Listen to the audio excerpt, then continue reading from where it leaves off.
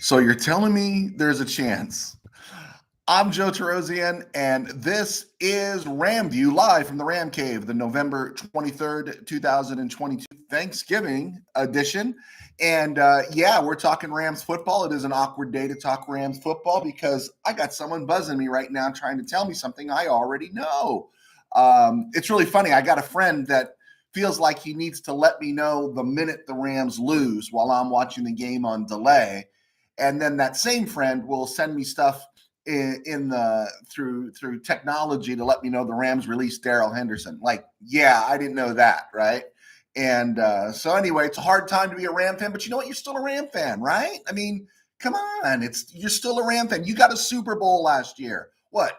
You want to go back to Jeff Fisher? What? You want to go back to the Spagnuolo days, huh? Do you want to do that, huh? Do you want Georgia as owner? Do you want Malavasi as head coach? I mean, what do you want? Come on, right? I mean, please let's relax here. Tony Banks ain't your quarterback, okay? So yeah, I was going to come on yesterday because it seems for some reason I do a Monday show, it doesn't do as well. I do a Tuesday show, it does better. But I was going to go on yesterday on Tuesday, and just before I went on, I got the bump that said that the Rams had released Darrell Henderson along with Justin Hollins, and boom, show destroyed, because basically what I was going to talk about, while avoiding much of the disaster that Sunday was in New Orleans, I was going to talk about the need to feature Darrell Henderson for the rest of the season. It's clear the Rams weren't going to re-sign him because very few teams sign a running back to a second contract. But of course, what was the idea? Maybe you pound the ball with him for 7 weeks. Somebody likes him because he can do a little bit of everything, right? Nothing spectacular, but as I said before, he's the Sammy Winder of this generation. He just does a little bit of everything, and he's good. Maybe a poor man version of New England's Kevin Falk for 10 years. So he can block, he can catch, he can run, he can do all those things. And so it's really like, let's see if we can get a comp pick for him, right? Let's get a comp pick. And then kaboom, time for a rewrite, right? If I got a player, and this is the part that really bugs me about this release, if I got a player under contract, I'm not releasing him to get a fresh start. I'm paying him. He's getting his dough. He's under contract. And I'm working him until his time is up so I can parlay him into maybe a comp pick, maybe a 6th rounder, maybe a 5th rounder. This is what the Rams have dined on the last half decade, are these comp picks. So what makes me think, especially by Henderson's reactions, is that Henderson clearly wanted out because he was getting yanked in and out all the time. He's always getting yanked, right? And he was good enough, healthy enough to start on Sunday. He gets 2 carries, and I saw the game. Usually there's a report on, someone says, he's doubtful or he's questionable to return or something. You get that little sideline report. About the only thing that's worthwhile about a sideline reporter, because it certainly isn't their interview of the coaches between quarters or at the half. And you don't hear anything. And so I'm guessing is that maybe the dude just didn't want to go back in. And that was enough excuse they needed to put him in the street. So unless Henderson threatened somebody, or in the Rams' estimation went full Kyrie, I don't understand why they'd release him, right? I just don't get it unless he just said, I'm not doing this anymore. I'm done with this. And rightly so, because Henderson's never been a problem. I think the only thing I could say about Henderson is when he gets nicked up a little bit, okay? And the second part is that between the way he looked in 2019 and the way he looked by 2021, he looked like he had put on a few pounds. He seemed a little more explosive in his rookie year and his first years. And he just put on a little more weight. Maybe that's why he was helped not getting nicked up. And so he was just a very competent NFL back who kept getting bumped for Cam Akers and I guess now Kyren Williams. And so he was finished. I think that's basically what it was, because he sure wasn't disappointed about his release. And you think about his contributions last year, Rams might not win that Super Bowl or make it to that Super Bowl without Darrell Henderson. So that one's a tough one. Justin Hollins gets his release. And I was really high on Justin Hollins. By the end of 2020, 2021, beginning of 2021, he started off well. He holds the edge. He's great against the run. He's not a big-time pass rusher. But there's a lot to like about Justin Hollins, except he just wasn't very special this year. And so the Rams probably weren't going to re-sign him either. But he was a starter and a legitimate NFL linebacker. And maybe there was a remote chance he gets signed. Probably not. But if he did, again, as I said, the Rams have dined and feasted on comp picks the last 6 years. Now, of course, the we aren't in the room crowd is going to say, what do we know? But and that's true. But to people watching football and studying this team for many years, it doesn't make sense. The cutting of these guys just doesn't make sense. And I don't know if there's anything to anybody who follows football, not watching it at a sports bar, not the person that is Stafford sucks, trade, fire McVay after the loss to the Bills. But for anyone familiar with football, I don't know if there's anything definitive the McSnead operation can say to make this make sense, other than it seems like they're flailing a little bit. And we have to appreciate what they've done, but you also have to call them out when you think they've done poorly. So yeah, didn't get that one. And so the question is, where do they go from here? Okay, so Kyrene Williams and Cam Akers are going to get all the snaps. I imagine Rivers is going to come up from the practice squad, and the Rams are going to dance from there. The other thing here that they got to consider is that, and I think I'm going to ask, are we done with Matthew Stafford for this year? We are done, I hope. Correct? Right? I mean, there's no point in bringing him back out there. There's just no point at all. Not behind that offensive line. The team really needs to let his bones and his body and his brain heal, and hope that his wife lets him come back for another season. We need one more season out of Stafford. We'd like to get 2, but it'd be better if we got at least one more, just one more, before this house comes tumbling down in a full rebuild, because then you're dealing with Aaron Donald moving on, and obviously a lot of people are talking that now's the time maybe to move Jalen Ramsey, and so if it doesn't happen now, maybe we buy one more year with this team, because this team's a good team, and I think everything's different if the offensive line doesn't look like the throwaway cast for coming off in Saving Private Ryan, right? Our offensive line looks like those guys, that first group of guys that hit the beach and had all those bullets go through their helmets in Saving Private Ryan. And you don't want to put Matthew Stafford back there with that, right? You want to let him heal, let the elbow heal a little bit. You know what? I would bench him, and I would bench Allen Robinson, and make clear that Allen Robinson's not the problem this year, in spite of what everyone says. And just let them throw on the sidelines with Allen Robinson. Let them hang out together. Those two need to become best friends. Those two need to hang out together. They should go out to dinner. They should spend time together and develop that rapport, because we really don't need Allen Robinson the rest of this year. We just don't. And let's keep him healthy, and let's get geared up for 2023.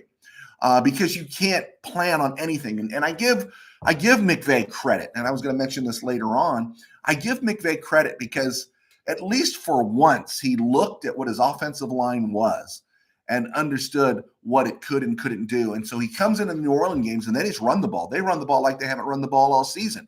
Maybe if they had run the ball like that, or committed to the run like that earlier in the year, when some of their linemen were still healthy, we might be on the better side of a 3-7 record. If not 7-3, maybe we'd be 5-5, and considering what the rest of this year could bring. But he never did that, but he did it on Sunday, and I thought it showed some good results, and they needed to commit to it.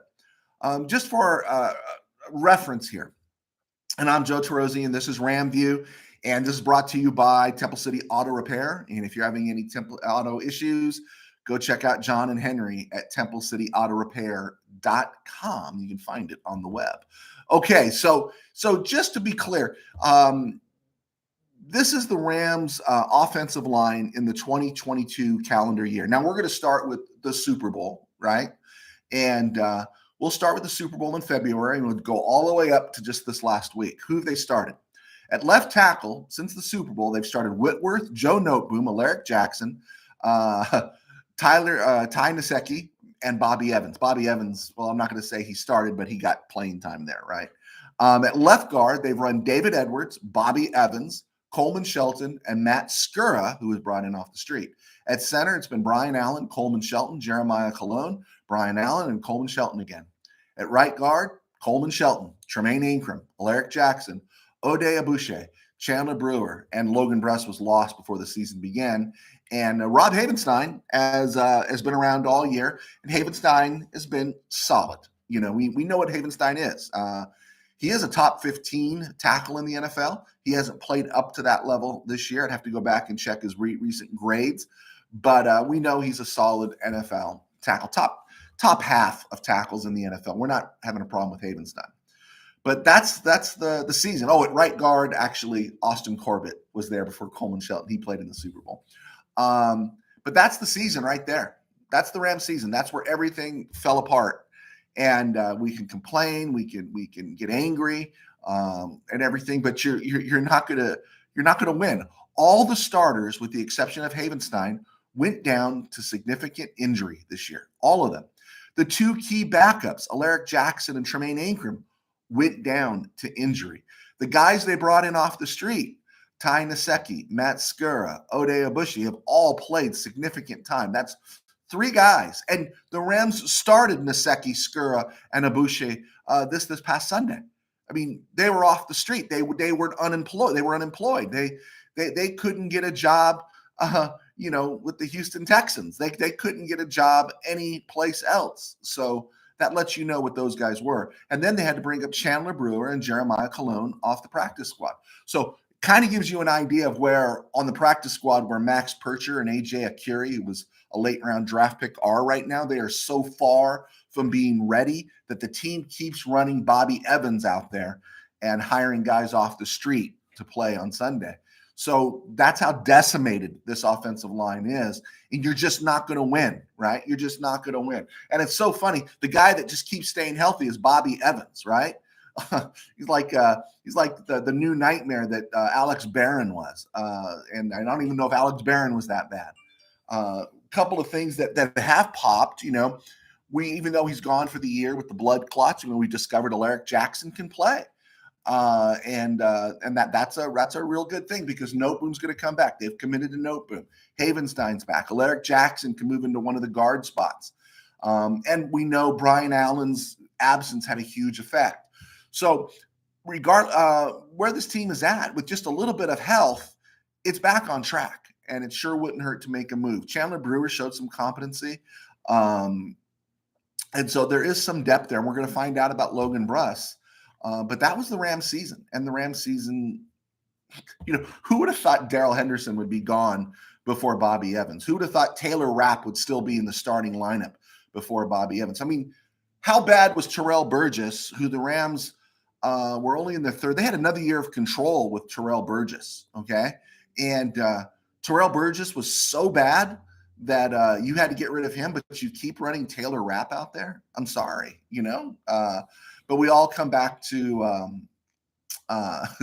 Matthew Stafford's no good, or it's all Justin Hollins, Darrell Henderson, and Allen Robinson's fault, right?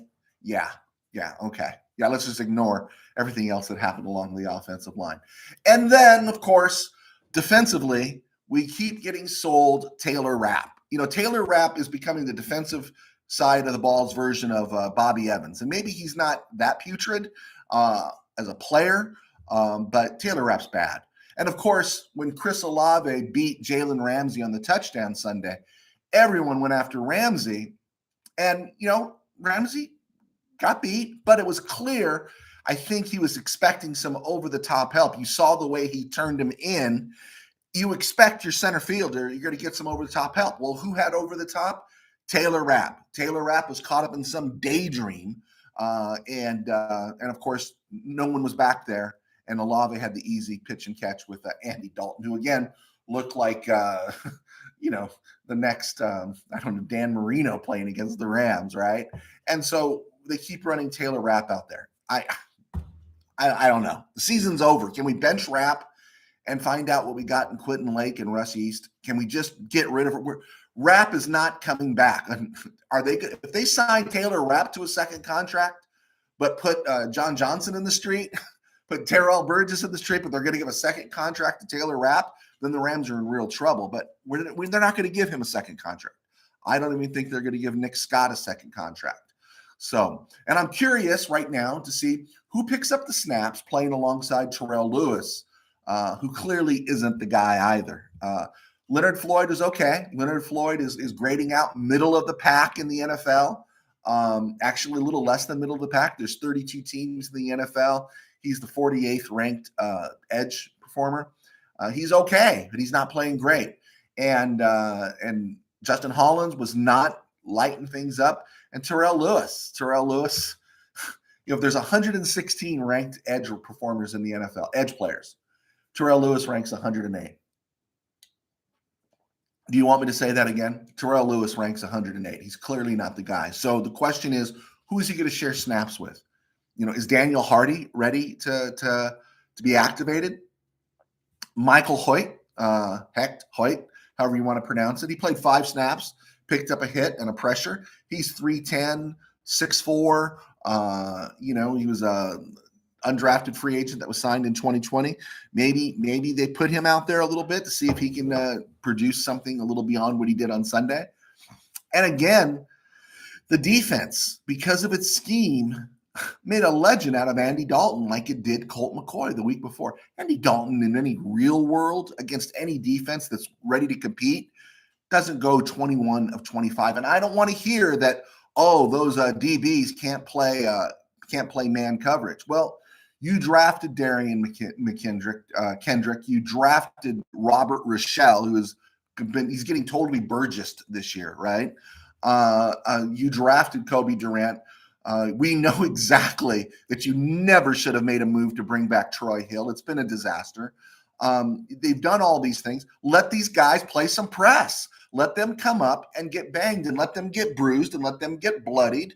But buy your pass rush an extra second by letting the quarterback think a little more than half a second before he's going to throw, because those receivers are getting 10 and 12-yard bumps. They're wide open, and the quarterback doesn't even have to think. He just throws it to the open receiver, and your pass rush is completely ineffective. So I don't know what the scheme is or what the plan is, but it's bad. It's really bad. And they need to address this, because honestly, I think what we're dealing with here, everyone's really mad at Les Snead, fire Les Snead.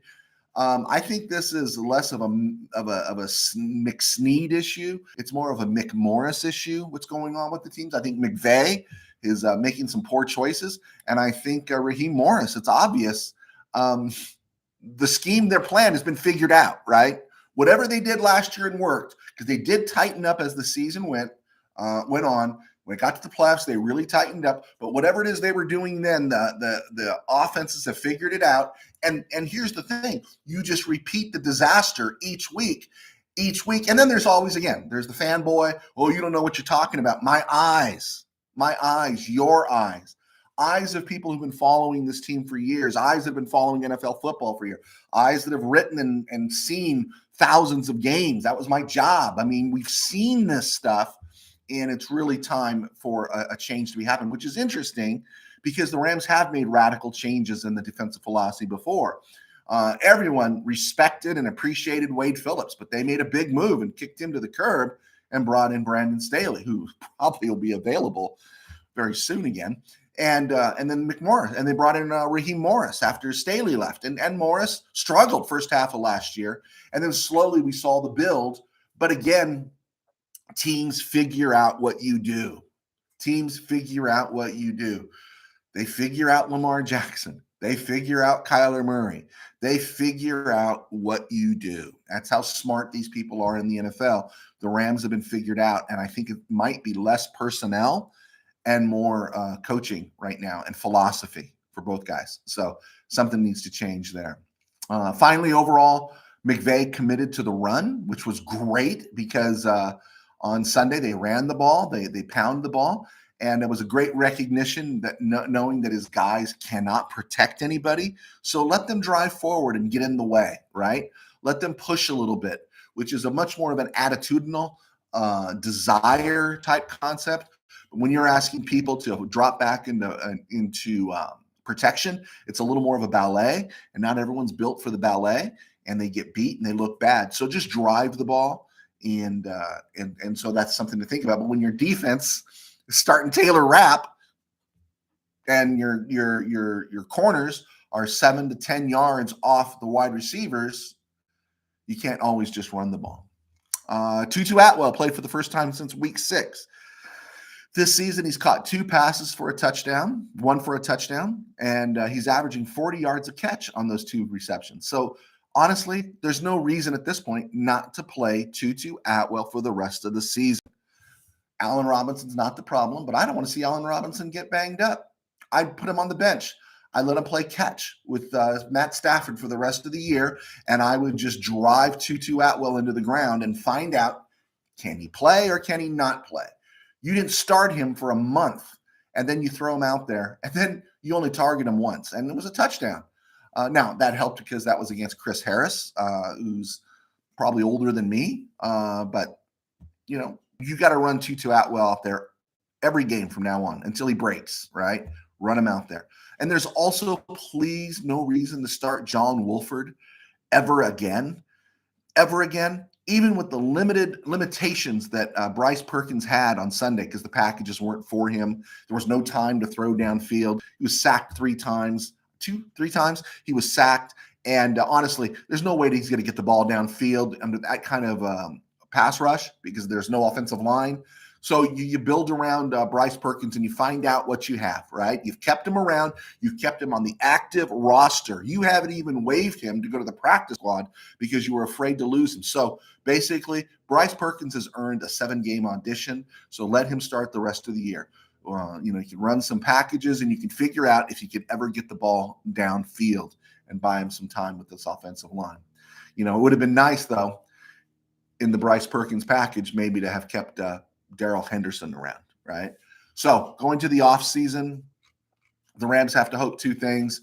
I don't know about, he signed the contract. He got fat money.